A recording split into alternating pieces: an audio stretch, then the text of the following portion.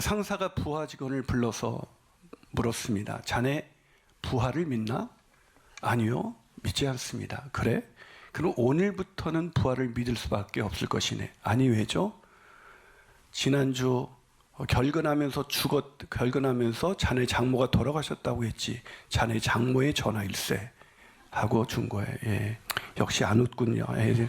괜히 이런 유머 사용할 때마다 과연 웃을까? 뭐 이런 생각했는데 앞으로 이 아재 개그를 그만해야 될 것 같습니다. 여러분 부활을 믿으십니까? 예. 그러나 비기독교인들이 기독교를 믿을 때 가장 어려워하는 것 중에 하나가 부활입니다. 그것은 당연한 거예요. 왜냐하면 이 부활이라는 것은 인간의 이성과 경험을 뛰어넘는 사건이기 때문입니다. 믿을 수가 없죠. 우리가 부활을 믿게 된 것은 하나님이 역사하셨기 때문인 것을 믿으시길 축복합니다. 그런데도 안타깝게도 교회 다니는 사람들 중에서도 부활을 믿지 못하는 사람들이 있어요. 어려서부터 교회를 다녔지만 도마처럼 내가 직접 보거나 아니면 만져보면 믿겠다라는 생각을 가진 사람들이죠. 부활을 믿지 않습니다. 그래서 부활에 대한 얘기가 나오면 그냥 믿는 척하거나 아니면 그냥 옆으로 슬쩍 밀어놓고 별로 거기에 대해서 생각하고 싶어 하지 않죠. 그러나 여러분 부활을 믿지 않는다면 기독교 신앙은 존재하지 않습니다. 기독교의 핵심은 바로 부활입니다. 즉 부활이 없었다면 또 주님의 부활 또 우리의 부활이 없다면 굳이 기독교를 믿을 필요가 없는 것입니다. 그러기에 이 부활을 그냥 믿는 척하거나 슬쩍 밀어놓고 살아가는 것이 아니라 부활을 확신하고 부활의 능력을 경험하면서 살아가는 것이 우리에겐 매우 놀라운 축복의 사건이 되는 것입니다. 아멘이십니까? 저는 저와 여러분이 오늘 본문을 통해서 부활을 믿게 되기를 주님의 이름으로 축복합니다. 오늘 이 기독교 핵심이 부활인데 많은 사람들이 믿지 못하는 것은 증거가 없기 때문이라고 생각합니다. 그렇지 않습니다. 이 부활에 대한 증거는 넘쳐나고 있습니다. 무엇보다도 성경적인 증거, 상황적인 증거, 역사적인 증거가 있습니다. 그중에 믿지 않는 사람들도 신봉하는 역사적인 증거를 대보죠. 그 명백한 그 대표적인 증거는 그 유명한 역사가로 알려진 요세푸스의 글에 있습니다. 이 요세푸스가 플라비우스의 증언이라는 글에서 이렇게 말합니다. 그를 사람이라고 일컫는 것이 정당하다면 그 당시 예수라는 한 현자가 있었다. 예수는 기적을 행하는 사람이었고 기쁨으로 진리를 받아들이는 사람들의 스승이었다. 예수는 수많은 유대인과 이방인들을 자기에게로 끌어들였다. 그는 그리스도였다. 빌라도가 유대인들 가운데 유력자들의 건의로 예수를 십자가에 형에 처했을 때 맨 처음 예수를 사랑했던 사람들은 그를 버리지 않았다. 신령한 예언자들이 예언하고 예수와 관련된 수많은 놀라운 일들이 예고했듯이 예수가 사흘 만에 다시 살아있는 모습으로 그들에게 나타났기 때문이다. 이것은 역사가의 글이에요. 사랑하는 여러분, 부활을 믿으십니까? 예, 정말로 부활을 믿으십니까? 예수께서 부활하신 것처럼 우리도 마지막 날에 부활하게 될 것을 믿습니다. 그것이 우리에게 죽음도 이기게 하는 소망이 될 줄로 믿습니다. 그런데 오늘 본문에는 하나님의 백성이라고 자처하는, 아니 사람들에게 하나님에 대해서 하나님으로 앞으로 인도하는 사람이라고 자처하는 이 사두개인들이라는 사람들이 부활을 믿지 못하고 있습니다. 이 사두개인이 어떤 사람일까요? 누가 그러더라? 사두개인, 머리가 4개인 사람들. 여전히 안 웃네요. 예, 괜히. 이 사두개인은 당시 귀족 계급이었습니다. 귀족 계급으로 주로 제사장들이었어요. 백성들을 하나님께로 인도하는 사람들이죠. 근데 이 사람들이 부활을 허구라고 생각했습니다.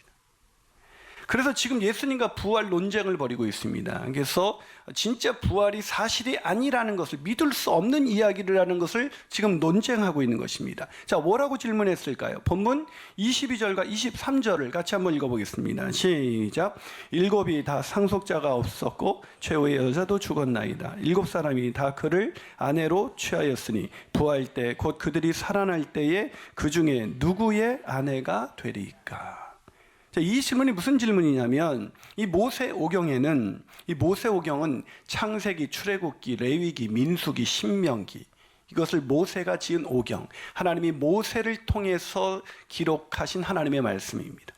이 모세오경에는 형이 자식이 없이 죽었을 때, 이제 이 미망인이 된 이 형수를 이 둘째 동생이 있다면 동생이 취하여 그 상속을 이어가도록 하는 제도, 그것을 수혼법이라고 합니다. 이 수혼법이 오늘날의 이 그 윤리적인 개념으로는 이해가 되지 않지만 그 당시에 자식이 없이 남편이 죽었다. 그건 이 여자는 살아갈 어떤 기반도 가질 수 없다는 걸 의미합니다. 그래서 이 여인이 계속해서 생계를 유지하고 생활에 갈 수 있도록 한 것이 바로 수혼법이에요. 그래서 그것을 가지고 아들 7이 있는데, 7형제가 있는데 마지가 자식이 없이 죽어서 둘째가 취하였고, 또 둘째도 자식이 없이 죽고, 셋째도, 넷째도, 그래서 7이 다 상속자가 없이 죽었고, 최후에 그 여자도 죽는다면 이 여자는 누구의 아내가 될 것인가라는 질문이죠. 굉장히 곤란한 질문입니다. 대답하기 난감하죠. 저는 누구의 아내가 될까 생각했더니 금방 답이 나와요. 여자가 가장 좋았던 남자와 결혼할 것입니다. 예.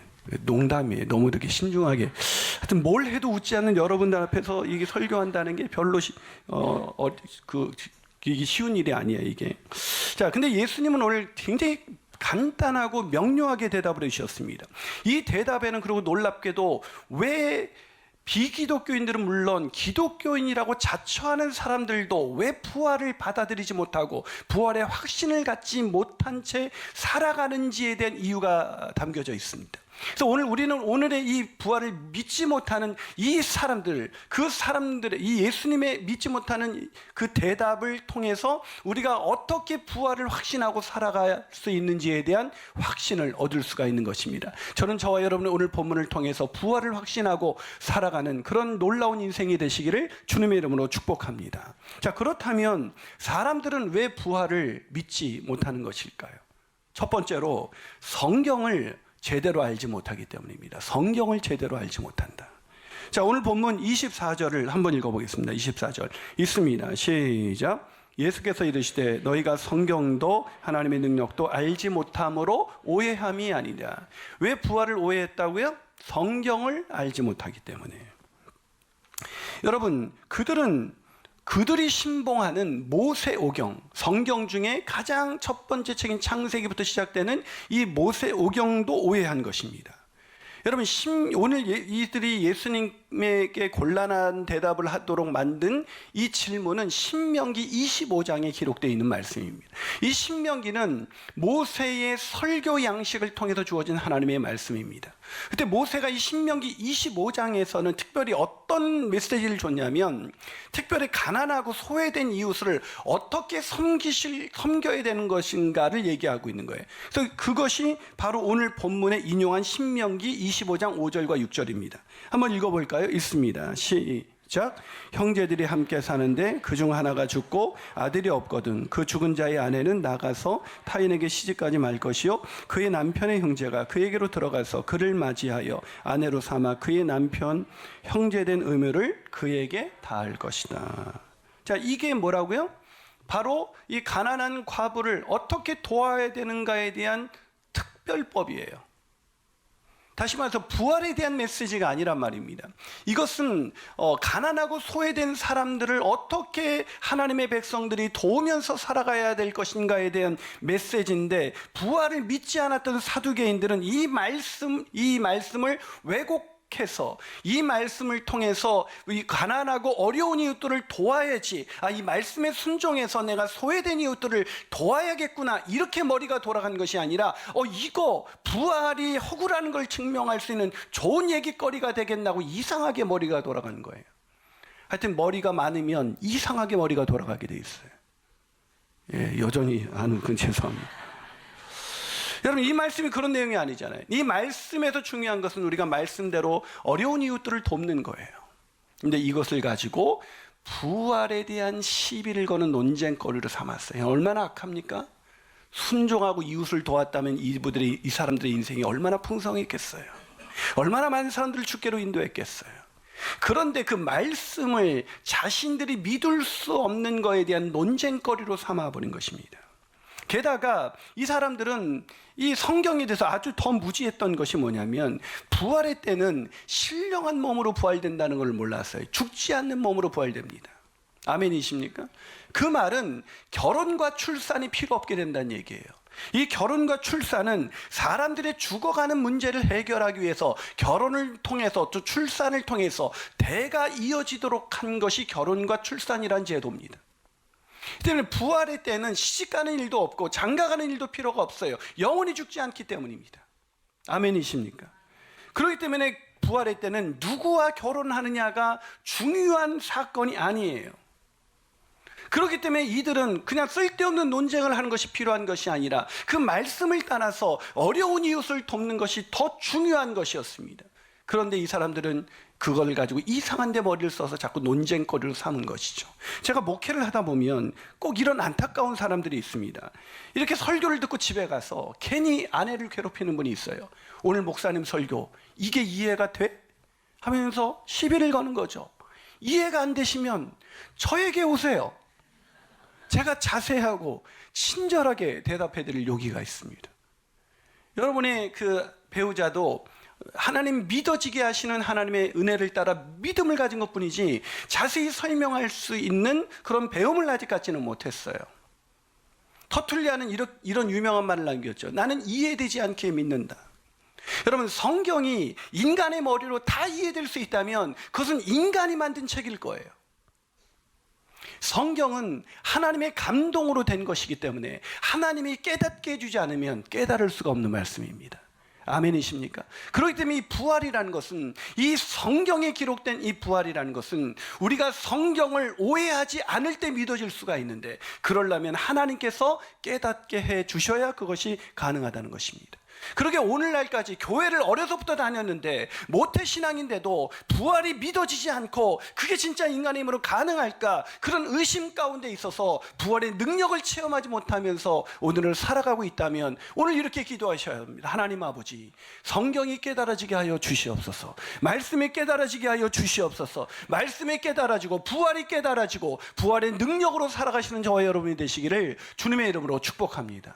한 말 더 나가서 왜 사람들은 부활을 믿지 못하는 것일까? 두 번째 이유는 하나님의 능력을 믿지 못하기 때문입니다.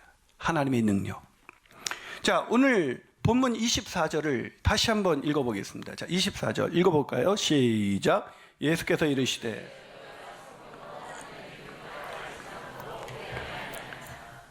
성경도 모를 뿐만 아니라 뭘 몰랐다고요? 하나님의 능력도. 여러분, 하나님은 어떤 분이세요? 저와 여러분에게 하나님은 어떤 분이세요? 아니, 성경이 하나님이 어떤 분이라고 소개하고 있어요.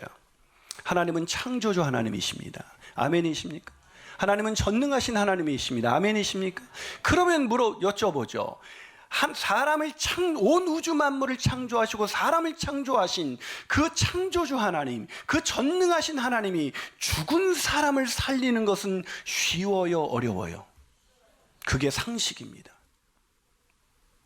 하나님의 능력을 알면, 하나님이 어떤 분이신지를 알면 부활을 안 믿는 것이 훨씬 더 비이성적이고 훨씬 더 비논리적인 이야기예요. 그러나 하나님의 능력을 알지 못하고 인간의 능력이라는 틀 안에서 부활을 바라보면 부활은 불가능입니다. 인간의 능력은 부활을 설명할 수가 없어요. 여러분, 왜 사람들이 하나님의 능력을 알지 못하게 됐을까요? 하나님의 능력을 알지 못하게 된 것은 진화론 때문이에요. 더 정확히 말하면 근대 사회가 열리면서 사람들은 하나님을 잃어버렸습니다. 이 근대가 어떻게 시작됐습니까? 데카르트가 나는 생각한다, 고로 존재한다. 이것이 근대를 여는 문이었습니다. 즉, 인간의 이성을 하나님 자리에 갖다 놓은 게 근대예요. 근대 이전의 사람들은 하나님의 능력과 하나님을 의심하지 않았습니다. 그런데 인간의 이성을 하나님 자리에 갖다 놓고 나니까 그 이성으로 설명될 수 없는 하나님을 부인하기 시작한 게 바로 근대입니다. 그 근대 속에서 발달된 것이 바로 과학이죠.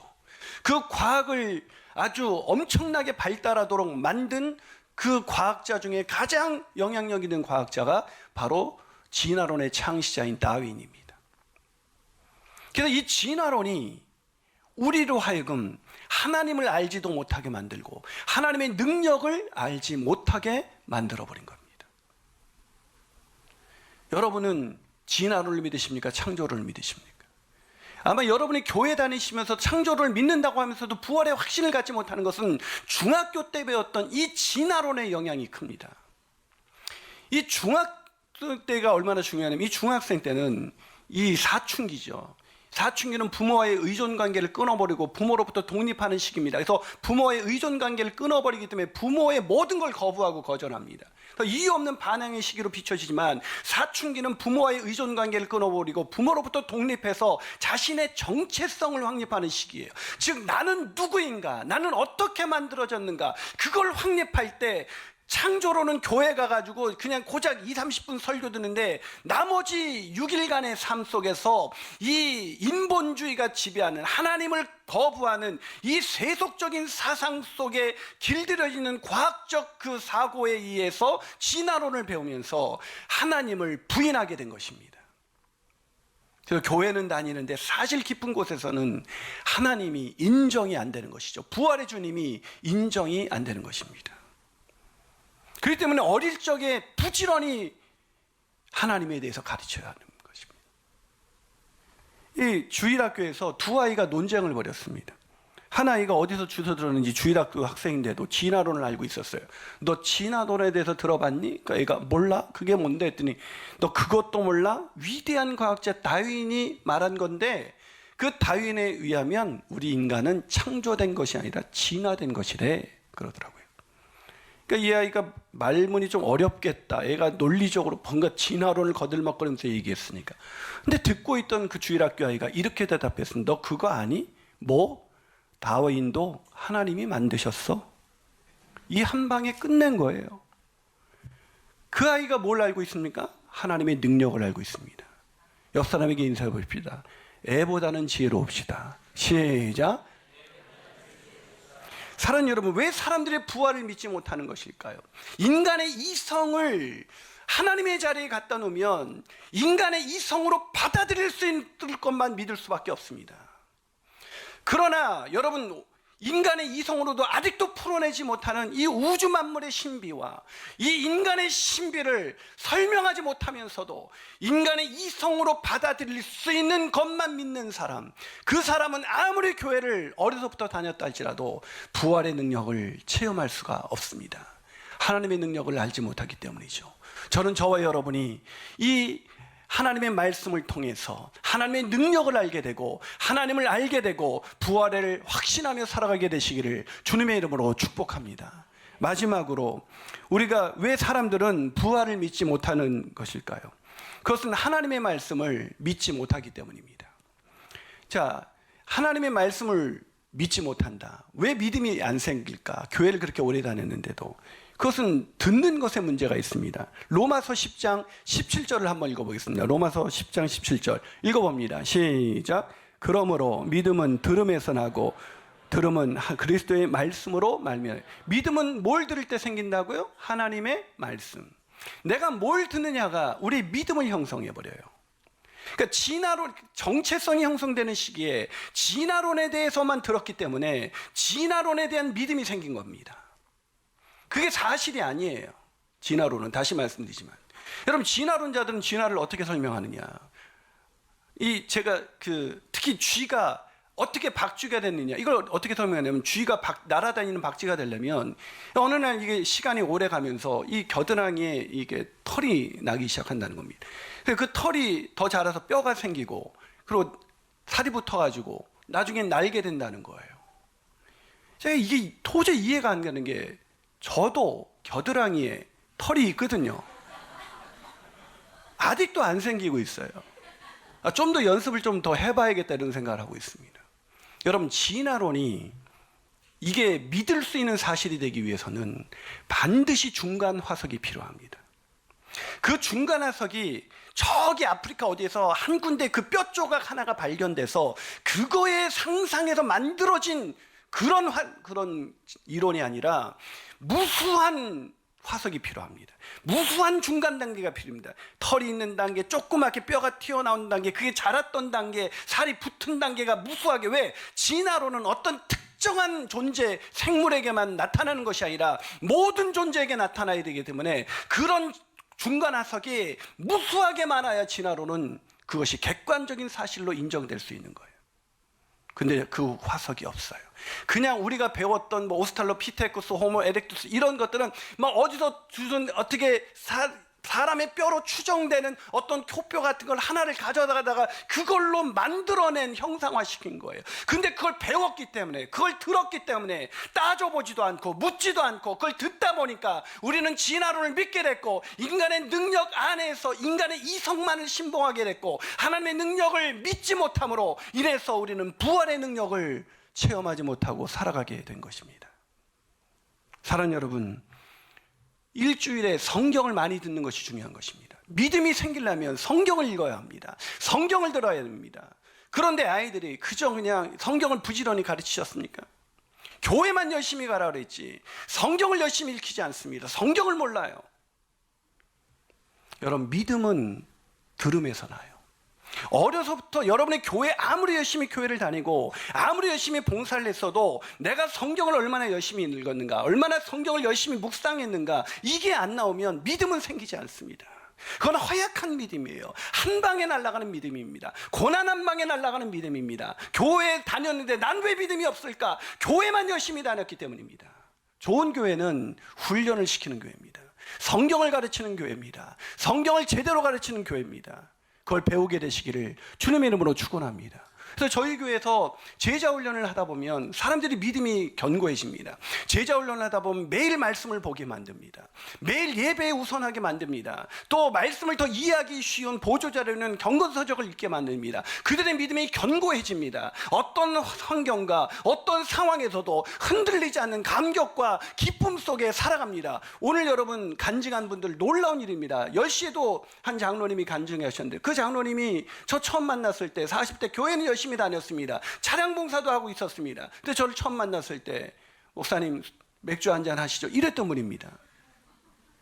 전 그분이 예수를 믿을 거라고 정말 상상하지 못했습니다. 왜? 여러분, 청소년기를 지나서 믿음을 갖는다는 건 거의 불가능이에요.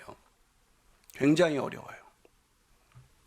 근데 그분이 언제 변화된지 아십니까? 저희 교회에 와서 제자 훈련을 하고 사역 훈련을 하고 훈련을 하면서 자신 안에 있었던 그런 잘못 들어서 형성된 그 거짓된 믿음, 그 잘못된 믿음이 부서지고 그 안에 견고한 믿음이 생기자 놀라운 일이 벌어지기 시작했습니다. 그분이 자존심 하나로 자수성가하면서 살아왔던 인생이었는데 그 자존감이 그 자존심을 내려놓고 나니까 더 놀라운 축복, 세상이 알 수 없는 평강과 세상이 알 수 없는 기쁨과 그 감사와 감격이 그분의 삶을 지배하게 만들었습니다.